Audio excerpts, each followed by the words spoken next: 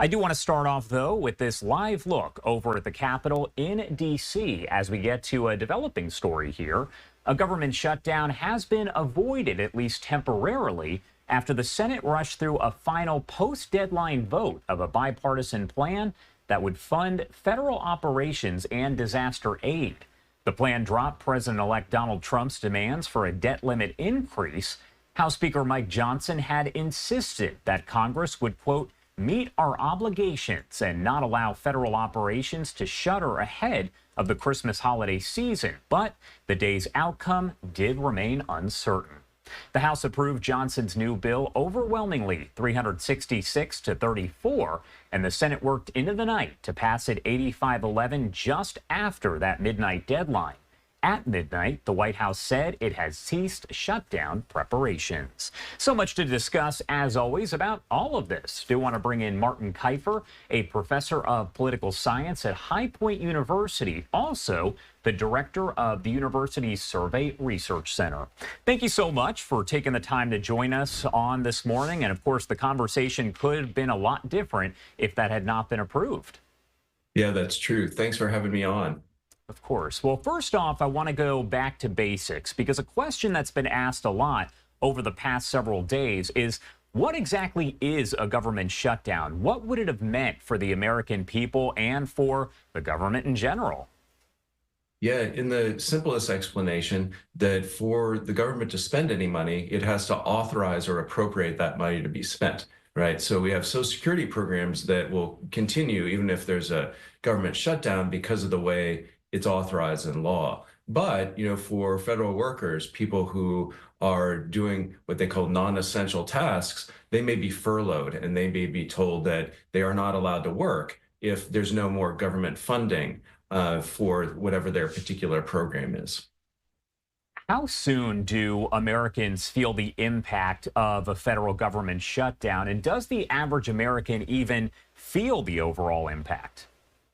Yeah, it really depends, because if you need something from the federal government immediately, especially something that's very public facing like a national park, then you might go and it would be closed, right? Because it can't operate. It's not seen as essential like national security priority. Furthermore, if you have to deal with somebody within the bureaucracy who's trying to provide a service or benefit to you, they may have been laid off, and so these government agencies aren't functioning at sort of the same level. Broadly speaking, unless you're doing one of those things, then you may not have to worry too much about the immediate effects of a shutdown. And I do have to ask, because government shutdowns aren't necessarily rare. I believe each year during Jimmy Carter's presidency, there was a federal government shutdown. So are they becoming more frequent? Are we seeing them more, or why are they happening so often? Well, it's not that they're dependably happening at a particular time. What often happens when these shutdowns occur is you have a real conflict between the branches of government. In this case, you have an outgoing Biden administration, and you have then two differently controlled chambers, right? The Republicans control the House chamber and the Senate is controlled by Democrats. And they have different priorities. Right at the end of the year, they set up this deadline previously for the funding to run out, and they had to resolve it in one way or another, or their government was shut down. So often it has to do with these particular conflicts that happen between parties, or just because there are rivalries between the different institutions, the executive, the legislative, for example. Are most of these just temporary fixes? Because this has been described as one of those. It funds the government for just a few months, and then we'll be kind of in this similar situation again. So are they just temporary Band-Aids, so to speak?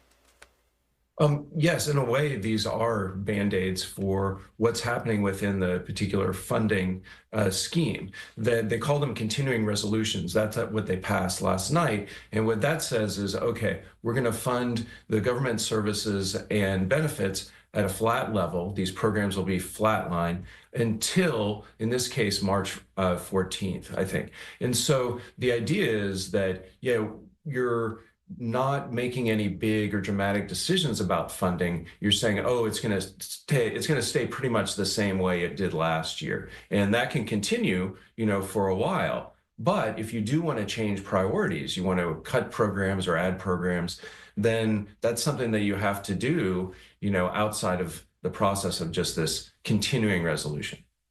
And talking about this specific situation, what was the holdup? Because it seemed as though a deal had been agreed upon days ago, and then we saw what happened. So what was the specific holdup here?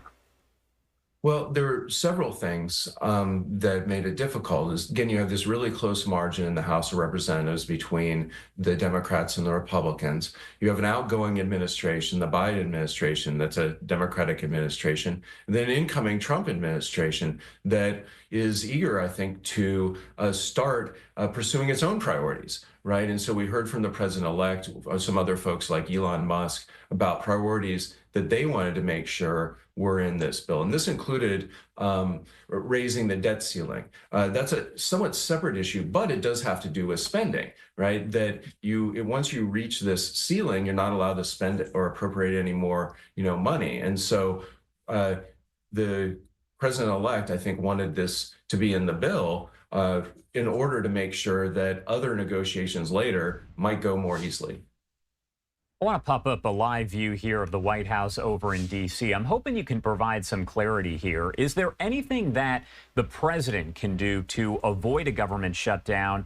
For instance, could Biden have done anything if there wasn't an agreement that was made, or is he kind of just left in the background to watch this unfold?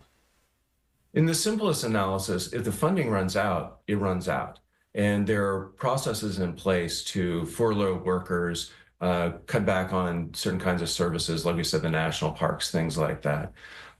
Presidents could probably, through executive action, reclassify, employees and make them essential, so they would stay on. But again, you run out of money, you run out of money. And so what would have to happen is the president, potentially within the scope of those authorities, could make some decisions. But that's one of the reasons why it's a pretty big deal, right? Is if you have a long-term government shutdown, there's not much that the president can do if the money's not been authorized and appropriated for him to allocate or spend.